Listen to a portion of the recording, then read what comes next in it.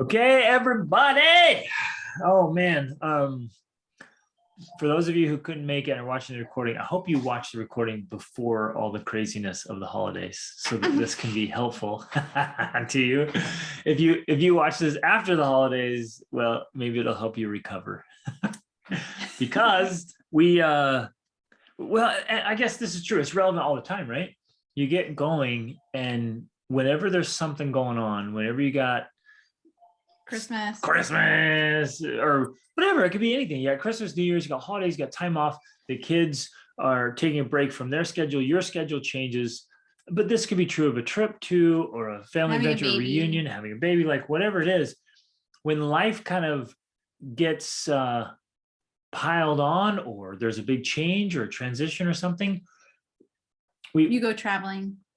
Right. That's my thing. When I go? No, I'm just saying when you go traveling. Yeah, when we travel, then when you travel as family, it's also another. So there's actual strategy. Well, the problem is we get really stressed, right?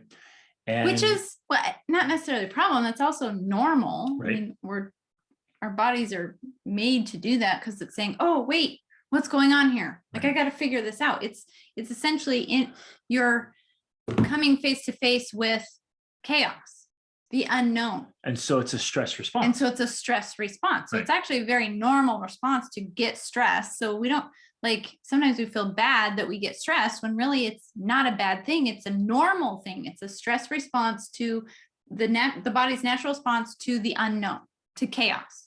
And when we confront chaos and the unknown, we go into a stress response because we have to decide, essentially, is this going to kill me? Right? Like that's the most basic level of that type of response. Something's happening. Is it going to kill me? I have to determine if I'm in physical danger here. And the problem is there's not as many things nowadays that are going to kill us. And so the survival brain doesn't know. It will. Right. So unless we learn how to manage the stress response appropriately, we stay in stress mode as though we're going to die. And it's very draining and taxing on the body because physiologically it's designed to shut down a lot of different things in order to focus on the things that are going to help you stay alive, like running or fighting.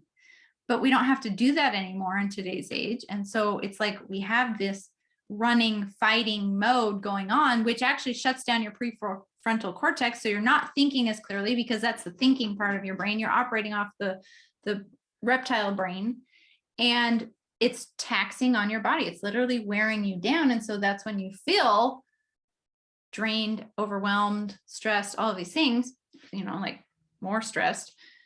So we have to learn how to manage this stress response that's natural and a normal good thing, unless we don't use it properly, and then it becomes a major problem. Well, yes. So it was so cool. I did some writing about this a few days ago, and you guys probably already all know this and get it, but for me, it was like this big aha moment where I was like, whoa, that is insightful. And it was really what Rachel's describing is then when the survival brain literally becomes the obstacle between where you are and where you want to go, right? And especially your big dreams and goals, it becomes the barrier itself. And now that's really interesting, right? Because your own brain can become the biggest barrier to what you want and to what you're going after. So and here's how it works. So I'll expand a little bit more on what Rachel's saying. The survival brain wants to go in and say, hey, it wants to avoid any discomfort, any inconvenience, anything that it will say is a threat, right? So, but think about that, because your goals, your dreams, even your Christmas parties, and your trips and stuff, those are the good things you want, but they require a lot of work and a lot of effort, and they can feel threatening. So to your survival brain, right? To the survival brain. The survival brain is like, Christmas party, and people and their things and all their stuff, and it can feel so threatening. So the survival brain is kind of yelling at you to get away, to avoid it, or to fight back. And Or to shut down, so what this or might, to flee. all of that. And so what it feels like though, you don't automatically think like, ooh, I must be in fight mode. You're just like, man, I am edgy today. You better watch out, man. Right? And it's almost like you pick fights with yourself, you pick fights with your kids, you pick fight with your spouse and neighbors and the extended family. And now all of a sudden, like the sweet little lady at the grocery store, you're like, get out of my way, woman. I need my chicken. Right? Like whatever it is. And if you'll stop, I guess here's the main point. We have to stop long enough to take a breath and notice the awareness and say, whoa, wait a minute. I think I'm getting in my own way here. Mhm. And so then as those things come up, we just pause for long enough to say, is this the survival brain making me feel threatened by things that aren't really threatening? Just seems that way. Mhm. Is it the voice now telling me, hey, you really need, avoid this discomfort because it's uncomfortable. I mean, that's often the only reason for the survival brain is like, that's going to be really uncomfortable for you. You should not do that. Like public speaking, right? There were some studies talking done to your children about something uncomfortable. right, or any uncomfortable conversation, Right. having a hard conversation With your between spouse. spouses or in the workplace. Something's off of the workplace, and you're like, I really just need to speak my piece, but you're like, the survival brain's like, don't say it, don't do it, and then it imagines all these worst case scenarios and fears. It really gets in the way, particularly if you're trying to grow or level up or improve or do something big and special. There's this battle in there. So one of the things we wanted to talk about today, the topic was how to do more, but with less stress. So in a very real way, we actually want to have the good stress. There's good stress and bad stress, right? There's all kinds of, there's definitions of stress. But the way to increase your capacity is to lean into the stress, but then don't avoid it, right? If we avoid stress or discomfort or inconvenience all the time, like we can't grow. Well, that's actually what I was going to say, because in reality, we need stress. We have to have stress. And you might think, why would we want that? Who in their right mind would? Are you crazy? Like, why would you want stress? But the perfect analogy is the idea of working out and growing muscle. The only way you can grow muscle, the only way you can get stronger is by stressing your muscles. And that means using them to the limits of their capability, right? And then a little bit more. And then a little bit more. That's how you actually build muscle. So, but the same thing happens in every part of our life. If we want to become more emotionally strong or mentally strong, physically strong, obviously, socially strong, spiritually strong, all of it. I want to come up with something like marriage strong. I don't know, like parenting strong, whatever. If you want to get stronger in any of those areas, you have to experience stress, just like when you build muscle or lift weights. It's the same exact principle. Now, where people often go wrong, so it's not that having the stress is a bad thing. It is actually a good thing because it's helping you grow. But just as in when you exercise and lift weights, you have to have recovery as well as stress.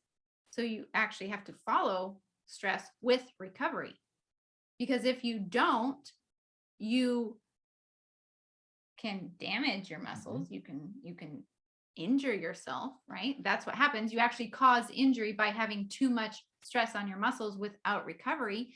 But if you have the recovery, that helps the muscles rebuild themselves and get stronger. So it's actually the same thing with it's almost like the term just kind of popped into my mind right now, stress strategy.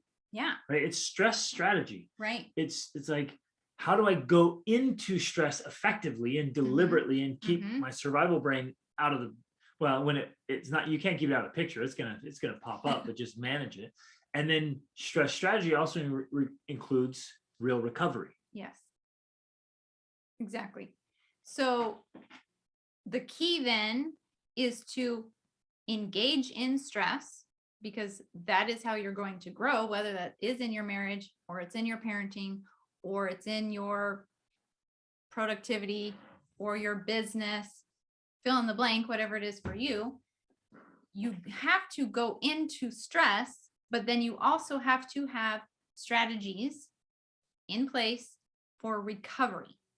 And that's essentially what we're going to be talking about today. In fact, specific strategies, like what kind of meditations can you do? What kind of rituals can you implement? What kind of systems can you set up in order to be able to go into stress and intentionally increase your levels of stress, but then also have the recovery to increase your capacity? Because ultimately that's what you're trying to do. Just like when you're building muscle and you're trying to get stronger, all you're doing is breaking down your muscles in order for them to get bigger and stronger. And so you're wanting to do the same thing with your overall capacities. Being able to do more with less stress essentially means you just have more capacity and capability to do more things while being able to effectively recover from doing more, if that makes sense. Which is so, that whole idea of increasing your capacity is so exciting to me. It's exhilarating because I'm like, wait a minute, I can deliberately, proactively increase my capacity so I can handle more with less stress. I'm like, I'm all over and that. At some point, handle more with the same amount of effort. Right. The same amount that you're giving now produces more results. It's amazing how that actually works. It's like an 80-20 principle that you start putting out the same amount of effort, but because you've increased your capacity and capability, those efforts produce more results. Let me give you a quick visual and then we'll dive into strategies. So I was thinking about this years ago and writing about it, and into my mind, I remember this picture I'd seen of 3 glass cylinders. There was a small one, a medium one, and a large one. You were going to get some to do this, but I should have. I was going to bring them, but I was preparing a meditation for you guys, so I forgot to bring the glass cylinders so you could see them. But the idea is that at your current capacity, you're the small cylinder, and whatever you fill it up with, right? So you fill it with water. It's just all the stuff that's going on, right? Life, you guys, life. Who, you guys get this? Life's crazy, right? Who's with me on this? It's. The car breaks down, and then something in the house, and then a kid this and another kid that, and then that same kid again, and then the work, and then whatever, the doctor and the dentist, and then the accountant, and then the lawyer, and then, oh my goodness, there's the more you're involved in, the more of life is like crazy, right? And you might have a rare moment of like calm, and you're just like, oh, everything's perfect and nothing's going wrong, and then the next something else, right? There's always something. So all of that is what's poured into the container. And so then it starts to spill over. And so if you can picture in your mind this container it's overflowing, and you're like, help, like, I just can't handle this. And that's when we have like breakdowns, meltdowns, big fights, slamming doors, crying in a ball on the floor in your closet, jumping your car and driving away to some undisclosed location, like whatever. I mean, it can turn into all kinds of things, to midlife crises or shopping sprees or crazy, whatever, right? It's just when we just feel like, oh, that was crazy. It's too much. It was too much. Because we feel like it's too much because literally it is too much. Our container for holding it is overflowing. And unless we've kind of been offered this idea, most of us don't think, oh, I need to become a bigger container. Isn't that right? Who's ever told you that? No one. Hey, man, you should be a bigger container. What are you talking about? It's rarely we have that idea. So we just think, well, this is what I can handle, and right now it's too much. But then I realized, wait a minute, no, we can do something about this. We can increase our capacity. The idea really occurred to me when I was just devouring all kinds of really cool biographies and autobiographies. I was reading about great men and women. And those of you guys can relate to this. If you've read biographies, you know what I'm talking about. You read their stories and you're like, how in the world were they able to do that? They're straight crazy. Like, I'm falling apart here just changing diapers. And they were literally changing the world. And so as I read those, I thought, wait a minute. And well, I read their stories too. It was, you think, oh, they must be lucky or they have some kind of special gift. But then you realize, oh, Abraham Lincoln was born in a 3-walled like shelter. Right? Let that sink in, you guys. Abraham Lincoln, one of the greatest presidents ever, one of the greatest guys. He did not come from a wonderful house. He wasn't born into all this luxury with all these, like, you know, like a Thomas Jefferson who had an amazing mentor and access to thousands of books. Lincoln was born in a 3-sided shelter, and that's where he grew up. And he had to walk miles and miles and miles when in his youth and teens, he discovered books. And he would walk miles just to borrow a book and read and then come back, right? Amazing story. And I'm like, wait a minute.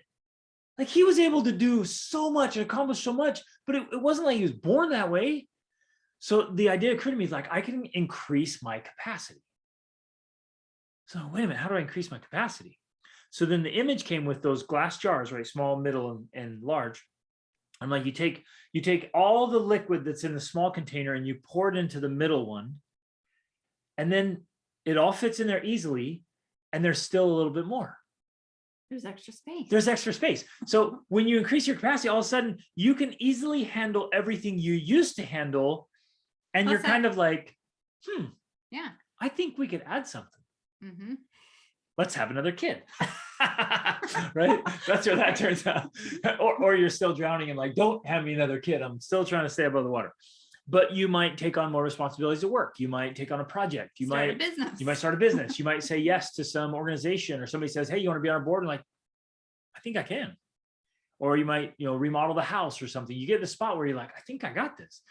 And I know with each child, children are the easy way to do this, because when you get your first kid, you're like, what are we doing? And then you get the second, you're like, we're barely hanging on. The third one, it's all over. You're like, help. But then after 3, for us, it was like, well, it's just add another one. It's all the same. And you get to this capacity space. So then what you do is you add, right? So you add different things to your life. So I know people like go back for another degree, or they tackle some ambition, some new hobby. They add up. So then the middle glass starts to get full. And then at some point it starts to overflow there. And you're like, oh man, I'm feeling overwhelmed again. I'm feeling stressed. It's whatever. Because this is the normal cycle. That's right. Kind of what we're pointing out as well. Like, that's the cycle. And there's one thing I want to point out is there's essentially 2 options when you reach those points. One is you say, I can't handle it. It's too much. And you reduce and you cut out, you eliminate, which sometimes is a legitimate option. Yep.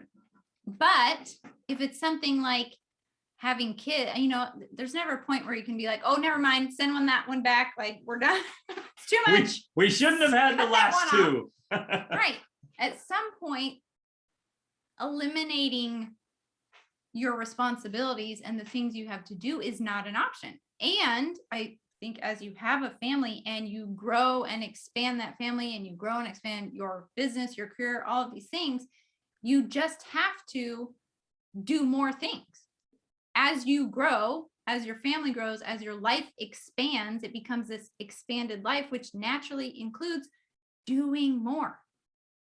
So then the second option is not to cut. Well, let's pause there though. But there, philosophically, as a whole life approach, if you choose that, oh, this is my maximum, I'm going to stay here, what you've inadvertently and probably unconsciously done is condemned yourself to your current capacity. At least for the time being. We're not talking eternally, but but if you take that philosophy of like, I can only handle this much, stop everything else, then you stay in that space. Does that make sense? You stay at that size. Where if you're like, no, I want to keep growing. So then you have to go to the next growth step, and you take that middle jar and you pour all of the contents into the tall jar, and it all fits easily. So now you're handling more than you were before, and it's actually easy. Yeah. And then you still have space. You still have more capacity in the top of your new jar. And that's how you grow to another step of like, hey, wait a minute, like we got this. We can take on more. We've brought order to our life. We got things going on. Like, babe, what do you want to do? Let's go travel with our kids to some foreign land where we don't speak the language. Actually, that was a movement for us. We'd been traveling for years, but we were always traveling in Spanish speaking countries. And we'd all learn Spanish, and we were so comfortable in that Latin culture. And I remember the conversation, like, it's time to go to a country where we don't speak the language. Understand German. And so we moved to Germany, you know, with, again, the survival brains, like, well, you don't speak the language, you'll probably die because no one will understand you, you understand them. Yeah. So then, okay, just the one thing to point out. So the second step essentially is, if you don't cut off what you can do, if you don't eliminate responsibilities, then the only other option is to grow into a larger capacity. The other thing I want to add is to that story you're telling, because we were living in Costa Rica and we had been considering buying a property there and setting up a home base. And I remember standing on this organic farm in Costa Rica near the beach and looking around and saying, this is good. Like this is good stuff. Good stuff is going on. There's a good community here. It's a nice place to live. It's beautiful. It's all of these things, a lot of positive things. But I had this distinct impression that if we were to stay there, we would be limiting our growth. And so we made the conscious decision to leave that option behind. And that's one of many crossroads we've had. But we made the conscious decision to leave that crossroad behind in order to jump across the pond into the unknown. And I mean, that was one had of a the huge biggest impact. turning points in our lives. Yeah, a huge impact on our life. And had we acquiesced to the survival brain that was just red flagging everything. We can't afford to live in Europe. We don't know the language. We don't know what it's going to be like. Yeah, so many survival brain fears. If we had acquiesced to that, we could still be living in Costa Rica, just the same people we were. Yep. And kind of, wow. Anyway, I hope you're getting the concept of the idea of deliberate capacity improvement and growth. But that all comes down to an awareness. So let's circle back now. So when you're feeling stressed, when you're facing a new challenge, you know, even if it's just the holidays, right? And you're starting to feel stressed, the absolute key is awareness. Like you have to pause. Now, the first couple of things I want to share today, you guys, are so elementary. They're so simple. You're going to be like, well, yeah, duh. But what's fascinating is we don't do them. That's what just kills me, is like, they're so simple and so easy to do, but they're so easy not to do. And even when we start feeling off, we don't pause to do them. We just keep moving forward until there's an overflow or a meltdown or a crack or something. So the very first thing is just pausing enough to notice what you're feeling. So let's do this right now. This is fantastic. And we have people in two different platforms, so you can throw in the chats if you want to. What right now in this time of year and this specific time, there's actually, interestingly, there's a lot of good feelings around this time of year, but there's also a lot of stressed feelings. And whether it's end of the year gatherings or again, change of schedule like we talked about, or parties, or seeing people you don't normally see, or trying to get gifts, or maybe eating food you don't usually eat. eating all kinds of stuff you don't usually eat, or your routine gets off. So maybe you're not exercising and you're eating a lot of junk food, or you're buying a lot of gifts. And so there's a lot of stress on money, or you're trying to figure out the taxes from your business by the end of the year, whatever. There's all kinds of things happening at the end of the quarter. Or you're trying to finish these goals at work, or these commitments, like, man, we got a deadline, and you're feeling all that. The first key is just pause and say, what am I feeling? So go ahead. I just want to emphasize why this matters, because there's actually this very interesting phenomenon that happens with human beings, and it has to do with, it's created by something that's called free floating anxiety, and also free floating frustration. There's two things there. And what that means essentially is that you're feeling a sense of anxiety, but it's not attached to something specific. If you came face to face with a lion and you felt afraid, you have anxiety that's directly connected to that lion. But if you're approaching the holidays and all these parties and all the things Greg's talked about, or whatever, the end of the year, and you're feeling anxious and stressed, you can't like put your finger on it. It's not like, oh, it's this thing. And so what Greg's talking about doing right now is actually very critical. It's very key. It's a key element to reducing stress and anxiety by actually naming what it is that you're feeling. And then if you can, connecting it with what's producing that feeling. I'm feeling stressed about not having enough money for Christmas presents. That's very specific, right? That's now you have anxiety that's attached directly to something, and you can now deal with that specific problem instead of just what people tend to do is they ignore it. They don't pay attention. They just keep doing more and more. They try to buffer it or push it away or avoid it or whatever. And so they don't actually address the thing that's causing them the feelings. And of course, it might be multiple things. So then that's even worse because it stacks. You're stacking all of these negative emotions on top of each other, and you're not connecting them to the thing that's causing them and then addressing it.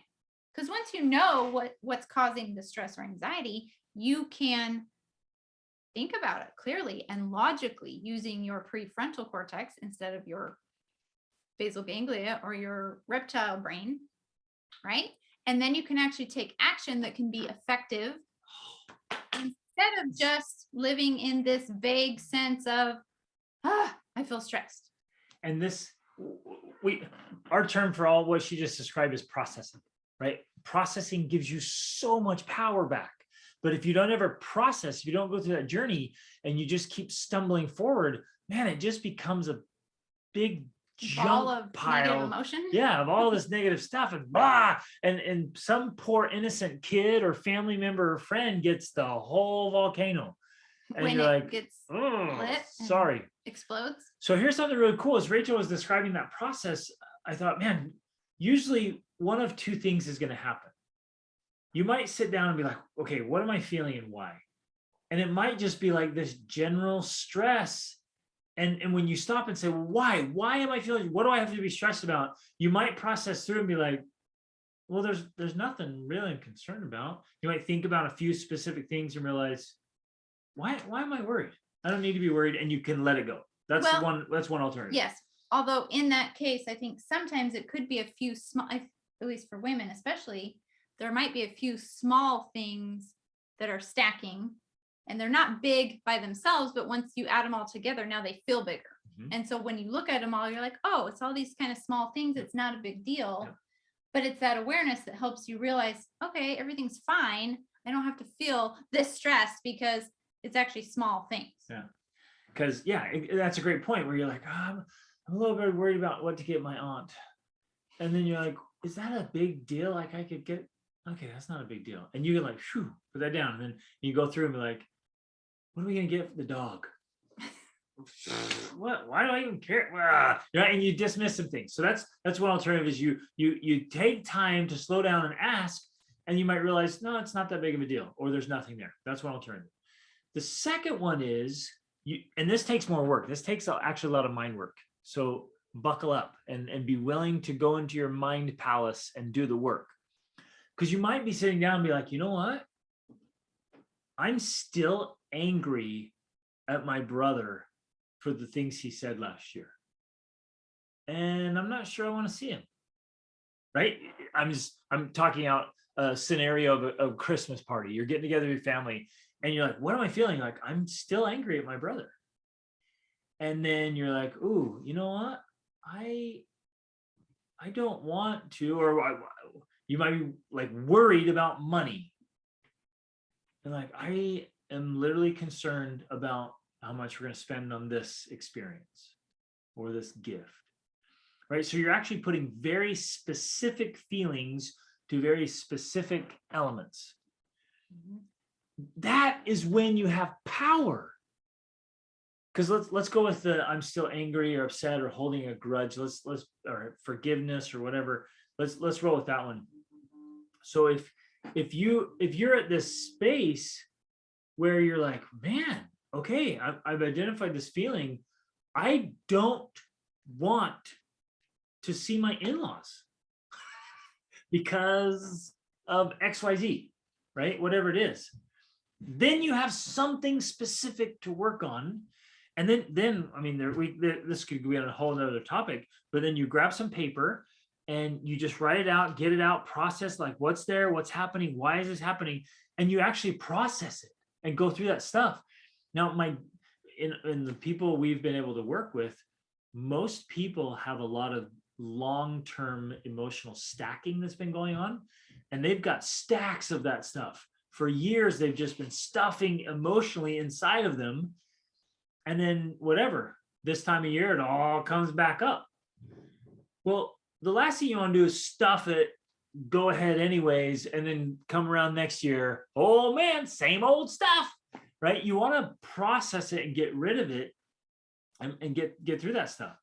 So because back to the analogy with the cylinder, what did you call them? Containers? With the containers and your capability, one of the things that help to increase your capacity and capability to do things is to eliminate this old stuff that's taking up space. exactly. If you've got only so much space, so much energy per se, although that's not totally true because you can generate energy, but let's use this as an example. If you only have so much stuff that you can handle with your current capacity, one option is to eliminate some of this old stacking.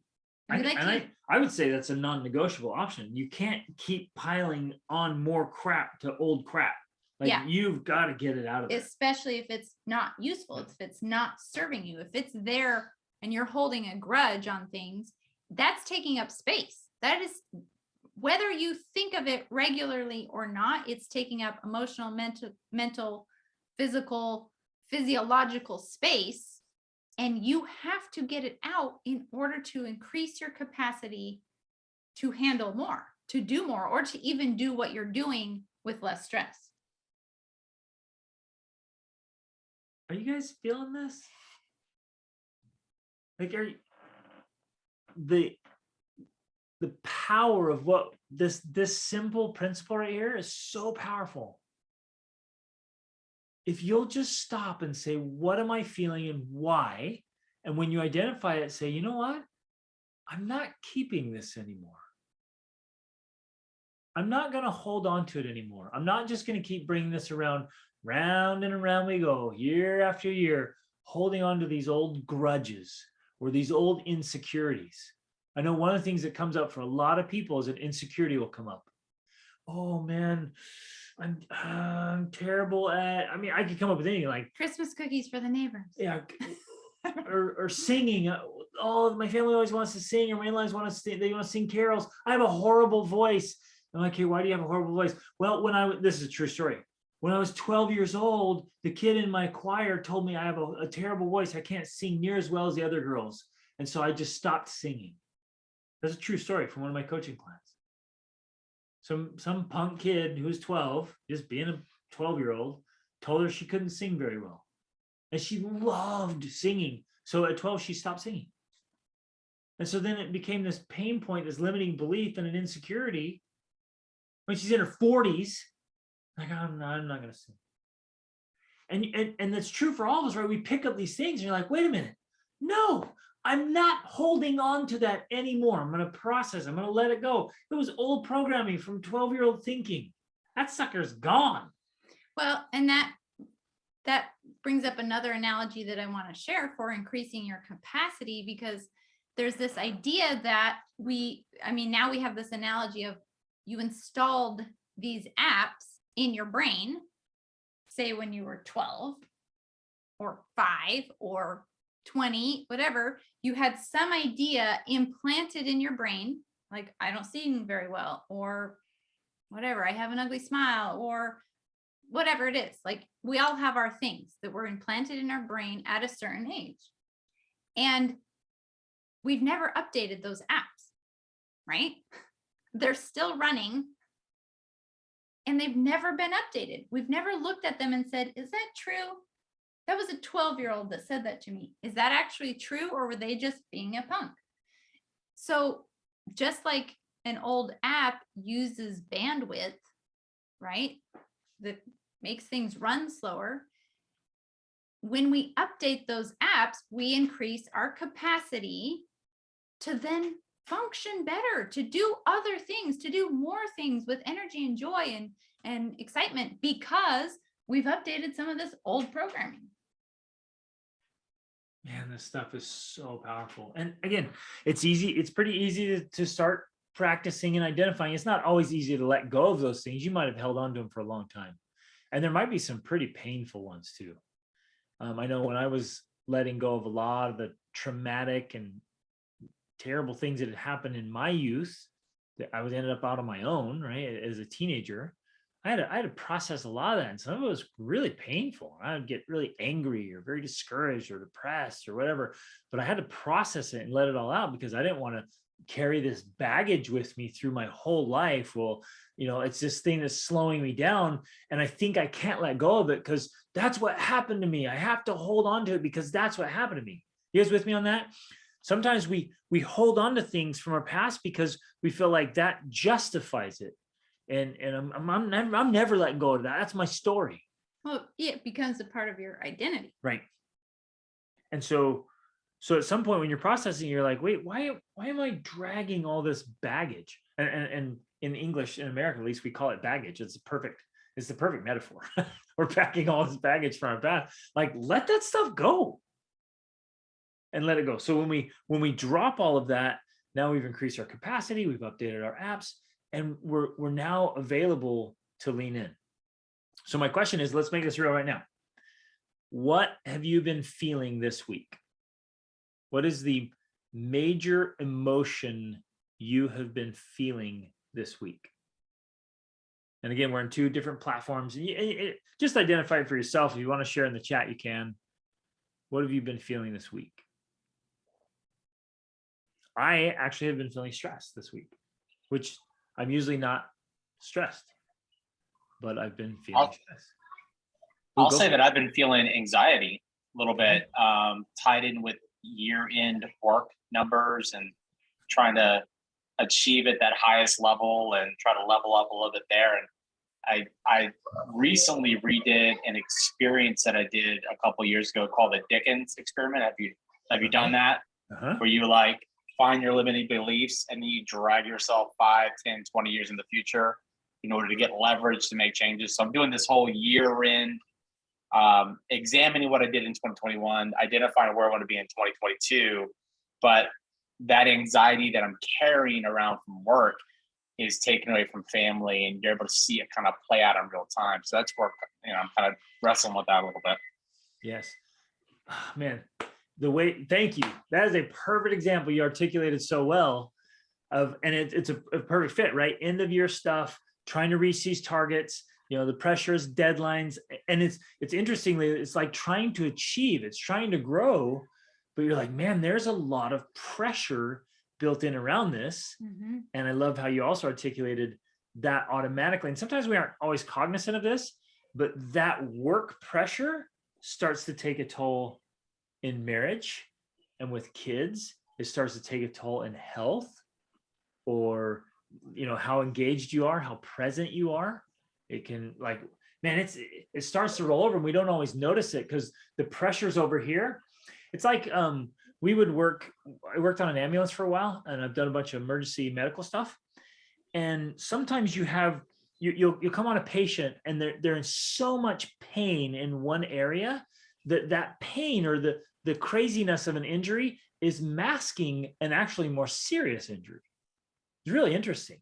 And so you're looking at them like, and you're like, oh yes. And then like, oh no, we help them. They're going to cardiac arrest, or they're not breathing. Like, I'm worried about their leg, but they're stop breathing. Like, So it was interesting like that. And so the pressure from work is a perfect example. And I feel this too. I'm right with you, brother. And you feel that pressure and you think, oh man, I'm leaning in here. And there's so much of a feeling with this Urgency. and urgency that it's really hard to be sensitive to the outcome and like lateral consequences. So man, great insight there. Perfect example.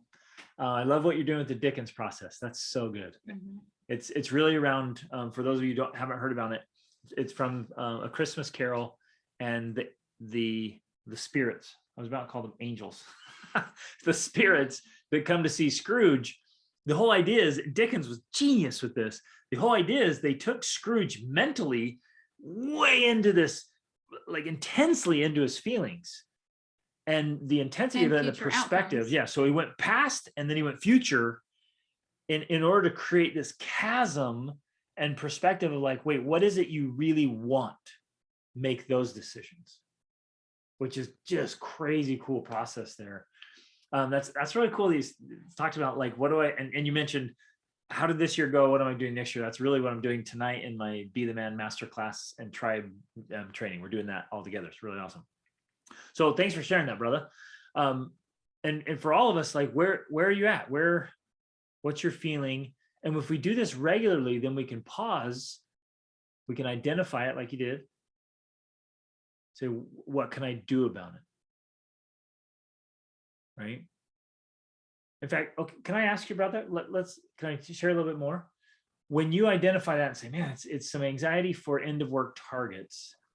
When you process that, then what can you deliberately begin to feel instead of the anxiety?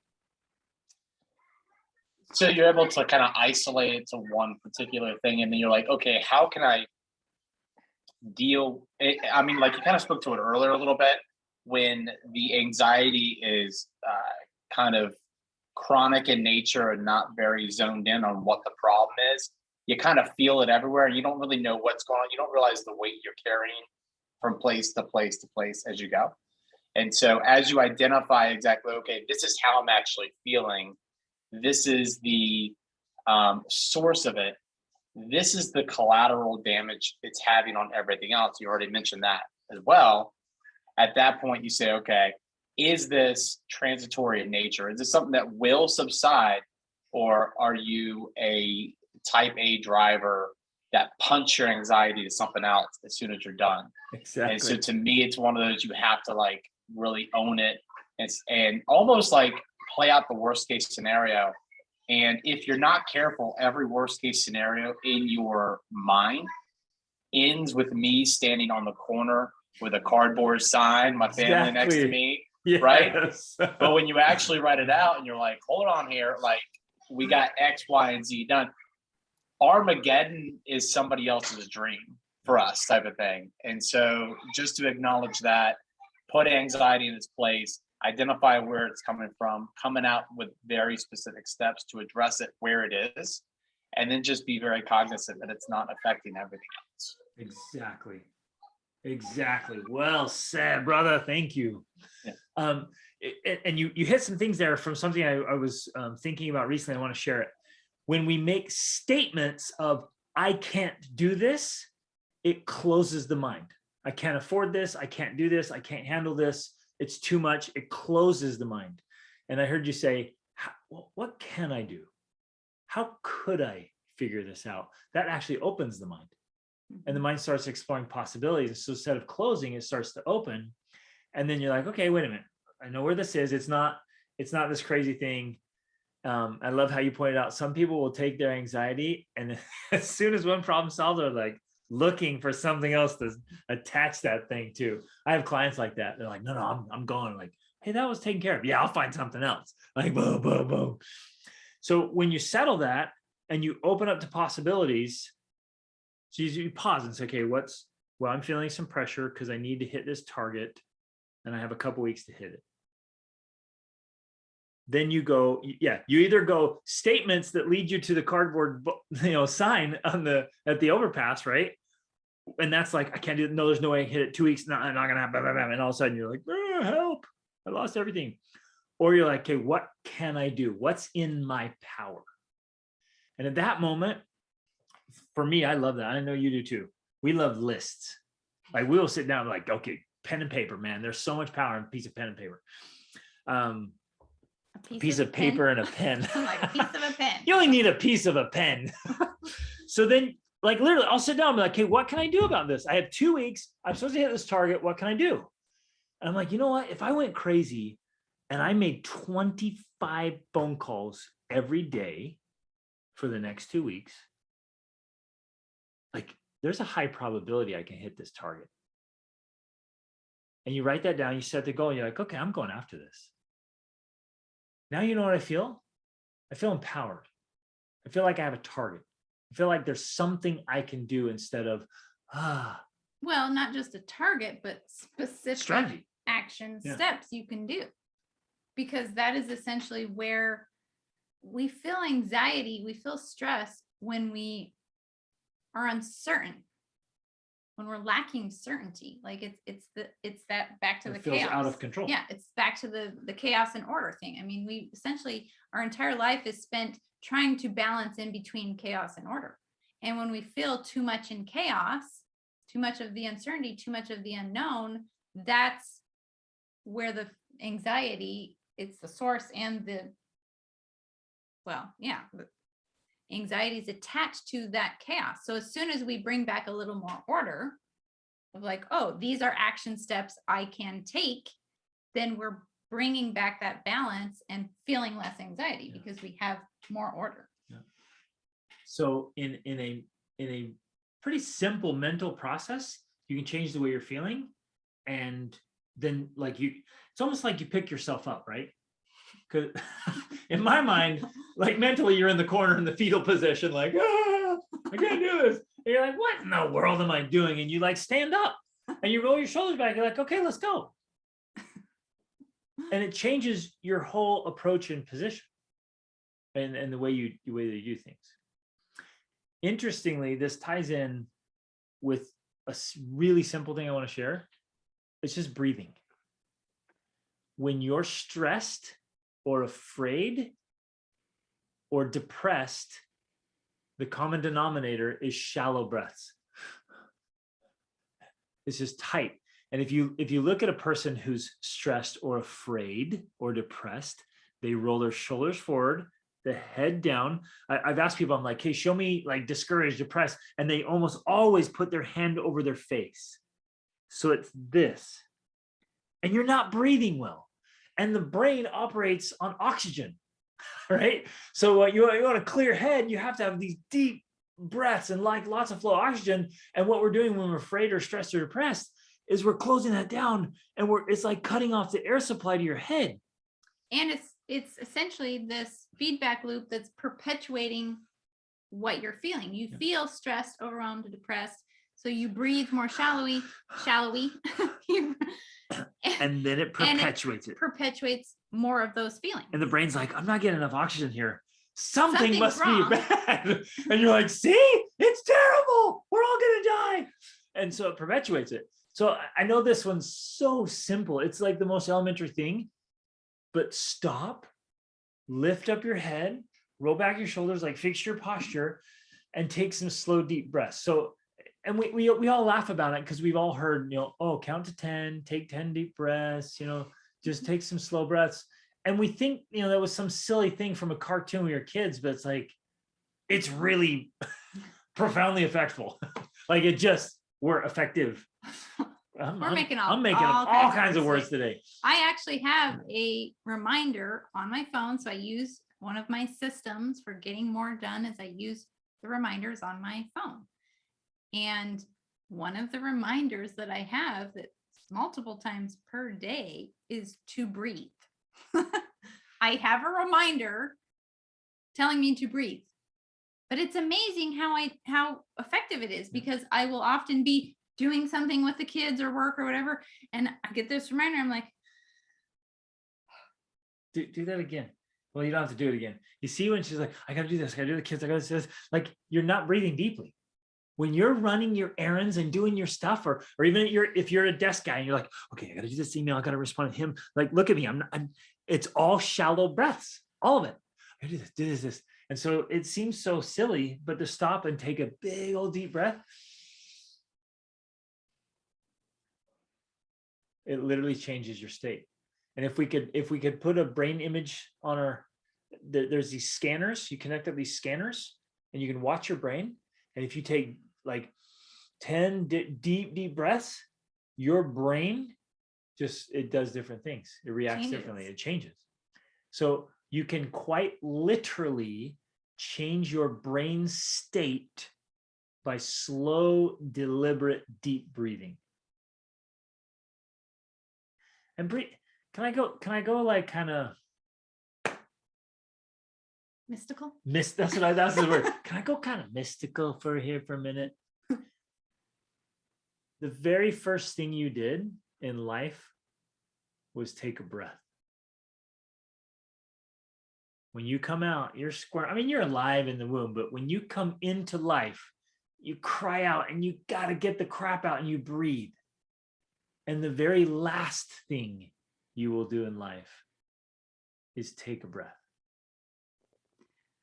I remember reading, it's called Think Like a Monk, right? That's what I was thinking. He has a whole chapter on breathing. It's amazing. I was going to say that because that's Think Like a Monk by Jay Shetty. He was a monk for several years and then ended up leaving and writing books and everything and becoming a speaker. But one of the chapters that really stood out to me that I still remember is that he went to this, was it an ashram or anyways, he went to some monastery or something to study. And he had to start at the beginning, right? The beginning classes, because he was new. He grew up in London. And so he was starting with the 5-year-olds and they were learning how to breathe. And he was like, I'm in this monastery and I'm learning how to breathe with 5-year-olds, right? And he had like left college or something. Yeah, he dropped out of college. His what am I parents were like doing? so embarrassed and ashamed and all this stuff. And he's in this monastery learning how to breathe with 5-year-olds. But they were teaching that principle that you breathe. The one thing that you have with you for your entire life is your breath. And it determines how you feel ultimately. Like it is this connection. I remember hearing this other, I think it was Tony Robbins has some meditation guy that speaks at his events.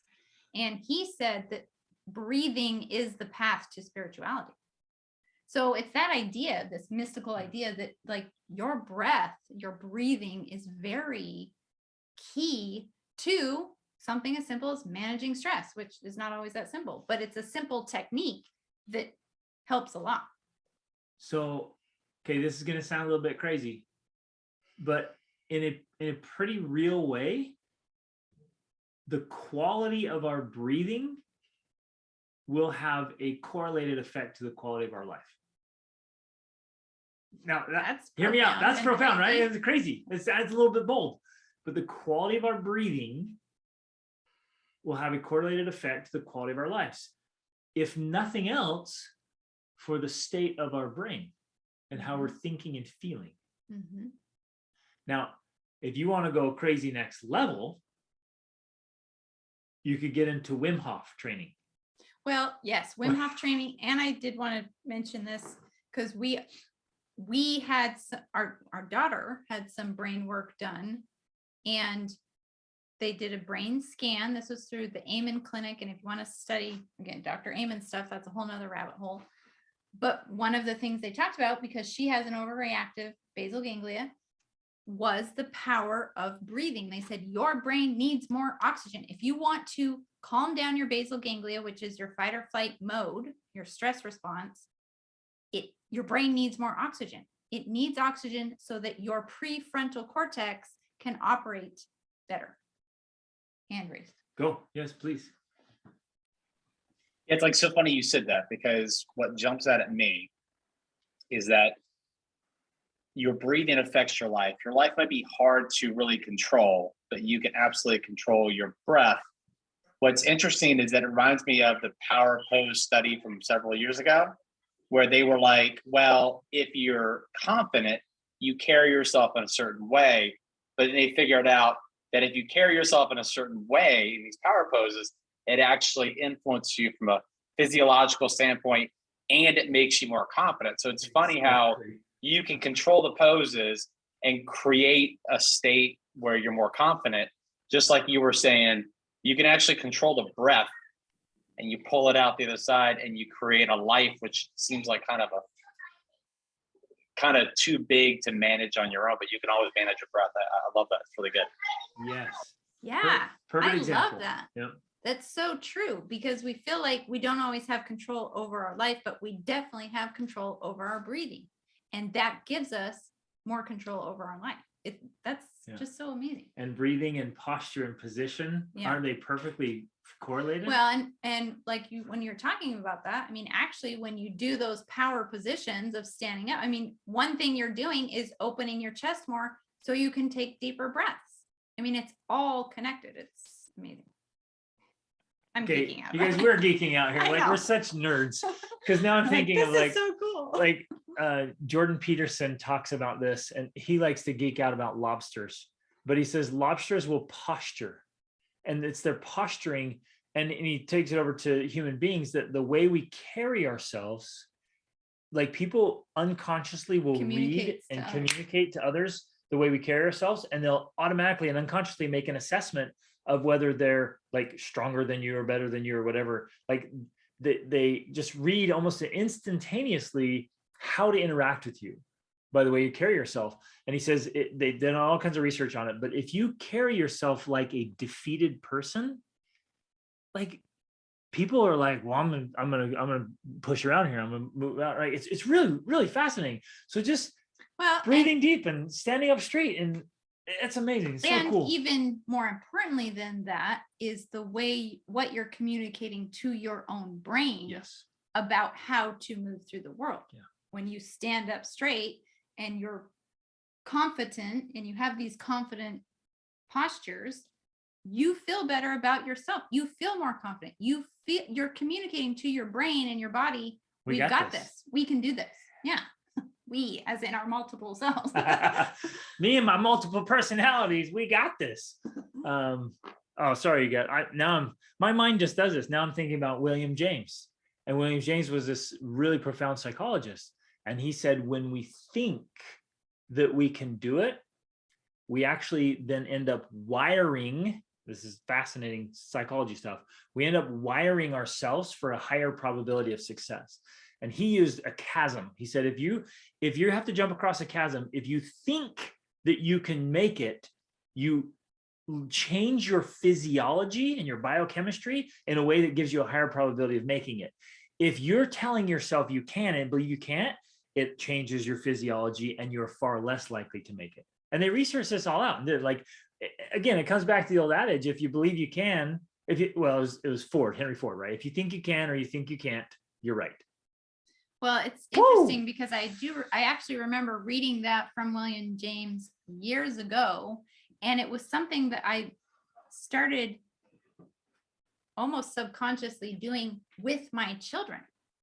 I realized that when they were doing things that were frightening to me or scary or like climbing a tree or whatever, if I told them they couldn't do it, I knew from that science, that psychology, that I was decreasing their chances of being able to do it. And so I would tell, you got this. You got this. As long as you can believe it, you're safer. Your chances are greater. Which is really awesome. You guys now, years later, our kids, they've never broken any bones. One kid had stitches. One kid broke a bone from a car accident and one had stitches from the same car accident. Right. But that's it. But other than that, they are doing the most epic stuff. And now our 17-year-old, he goes to stunt class 5 times a week. He's doing some epic stuff. He wants to be a professional stuntman. And they're doing all kinds of crazy stuff. And a lot of it stemmed from when they're really little, like, go for it. That was the same kid. He would put a machete in his mouth, bite it with his teeth, and climb up a coconut tree to chop down coconuts for us when we were 4 in the Dominican Republic. And he would just go up, cut it down, come down, and we all have coconuts. And I'm like, you go, boy. Woo! It was awesome. Okay, one last thing that I want to give you. So again, assess your feelings, your thoughts, do the processing. Just breathe every day. just breathe. Breathe every day. You're Breathe- breathing breathe every day. obviously. But breathe deep and Intentionally. intentionally. That's why I said this is one of the small things that we'll neglect. If you're running around in your tent, just stop and be like, no, I'm gonna just take some breaths. It's amazing how much better you'll feel just by pausing to breathe. Then one more little tool I want to give you. It's the power of meditation. Now, there's tons of different kinds of meditation. And I never did meditation for years because people were like, you need to meditate. I'm like, what is that? And then I went to some meditations, and the only thing they did was they said, don't think about anything. I'm like, man, I can't sit here and think about nothing. And they're like, focus on your breath, think about your nose. And I was like, it just never worked for me. But then I learned about meditations that are focused on specific things. And it's a focused meditation. And I did this with, we have this class for youth that I do. For young adults. For young youth and young adults, teens and young adults. And together we read the Book of Joy by Desmond Tutu and the Dalai I was Lama. thinking of your other young adult class. Come on. There it is right there. Phenomenal book. Desmond Tutu and Dalai Lama. The Dalai Lama does a lot of very focused meditations. And then they gave a bunch of examples, and I was like, yeah. And so I led some meditation. I do it like this. So when I meditate, I'll focus on something specific. My favorite one is to spend 60 seconds or 2 minutes, and all you do is focus on something you're really grateful for. And you just feel it and feel your whole being from the top of your head to the bottom of your feet. You just feel really grateful for something. Man, that is a perspective changer. If you ever anybody ever get into a little bit of a pity party mode, right? You're like, wow, woe is me. This is terrible. Oh, it's all falling apart. The sky's falling. Rah, rah. Like, we do that, right? And then we stop and like, well, no, what are you grateful for? And you're like, oh yeah.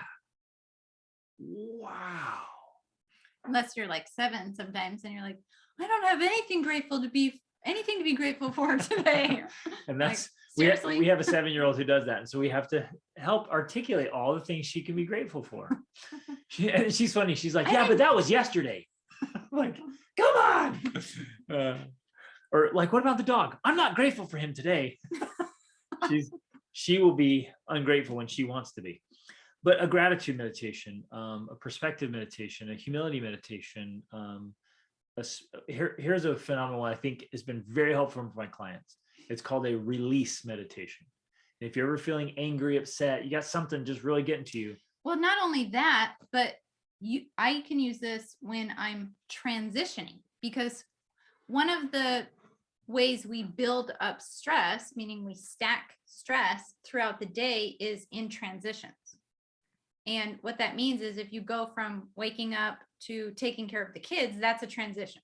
And sometimes there is no transition. I mean, there's times when the kids are waking me up. There's no transition there, right? That is the worst way to start your day. I know. With a kid like, ah, you're like, ah. Or you go from being with the kids to checking your email, or from checking your email to whatever, like all these things. And often, and this is another side net technique, often we have so many transition that it is actually causing us more stress. And so if you can reduce the number of transitions and be like, okay, I'm focusing on email and then I'm done.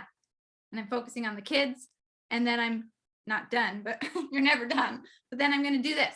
And you try to stack things together instead of back and forth, back and forth, back and forth, back and forth, back and forth, back and forth. That actually reduces stress. But then the other piece is the transition release meditation is when you move from working in the office and you're now going to be with the family, you release stress from that activity and then have set the intention of going into the next activity with excitement or peace or joy or love or whatever it is you want it to be. So now you can tell them more about it. For the men I work with, the biggest one is from work to home. That transition, man, you got to stop and let it all out, like process all the work stuff before you walk through the door. Otherwise, you inadvertently bring work in. Even if you're not like bringing work specifically home, you bring all the stuff, all the energy from work, and you come in and your kids are like, Dad, and you're like, ah, and like, ah, and they're like, I want everything. You're like, can you give me a minute? Like, take your minute outside before you go through the door. That's the big one. So the release meditation works, and it works for all these reasons, but all you do is you close your eyes, you take deep breaths, and you breathe in. And every time you breathe out, you think to yourself or say to yourself, release.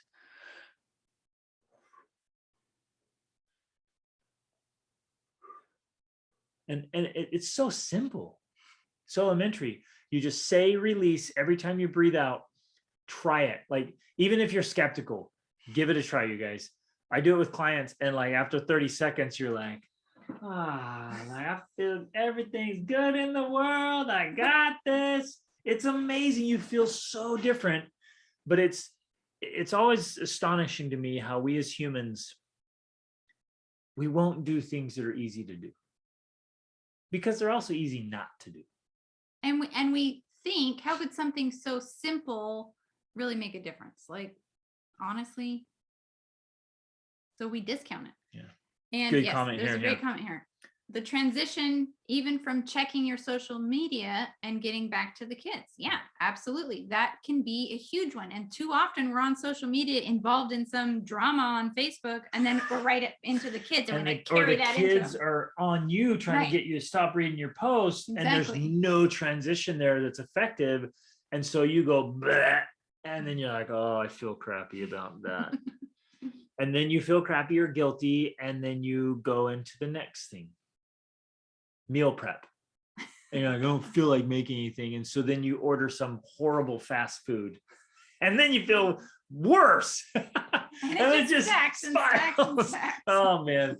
So these little habits, you guys, these little patterns, little habits, if we'll just pause, slow down enough, get awareness, do some deep breathing, meditate Awareness a and little bit, identify the feeling. and process it. And then again, always in the back of your mind, like, how can I increase my capacity? How can I do more with less stress? And these are just simple strategies, but they just work. They work really well. And so the opportunity and responsibility now for us is to use those things. When you're not, and I guess maybe here's the tricky part, you guys, is you need it most when you don't feel like doing it. That's the hardest part. That's the hardest part. You're like, I really need to do that right now. I don't feel like doing my breathing. This is ridiculous. I just want to be mad. Yeah.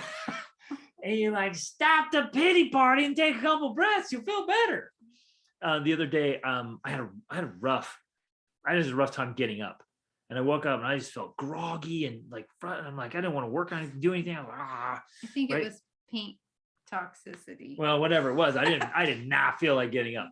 But I kind of went into my morning routine that I've been doing for like 25 years. And I did it, and I worked out, and I read some great stuff and listened to some great stuff. You guys, the way I felt when I got out of bed and the way I felt 45 minutes later was night and day difference. I was a different person because I did the things that make me feel great. And I was ready to smash the day because I started it well after, after waking up. I'm like, ugh. You don't feel like doing it, right? You still have the sleep inertia, but a totally different person. But if I go through my day feeling like I did when I got out of bed without doing anything to change that, it is not going to be. You've reduced your capacity. Yep. Yeah. And I'm probably going to fall in the chasm, to go with William James' little metaphor there. Okay, good stuff, you guys. So use this in the next couple of weeks where you're facing deadlines and family parties and gift wrapping and spending too much and eating too much. And need we go on. But as you're feeling the stress or anxiety or frustrations, use this stuff, keep it cool, so that, again, the ultimate goal is that I can be my best self in those scenarios. The goal is to behave as your best self. Love this stuff. Okay, you guys are awesome. Thanks for being here in both spots, all over. Love you guys. Have a very Merry Christmas. If you guys celebrate Christmas, it's awesome, and a new year. And we will see you we'll see you next year. Oh yeah. Okay. Love you guys. Reach upward.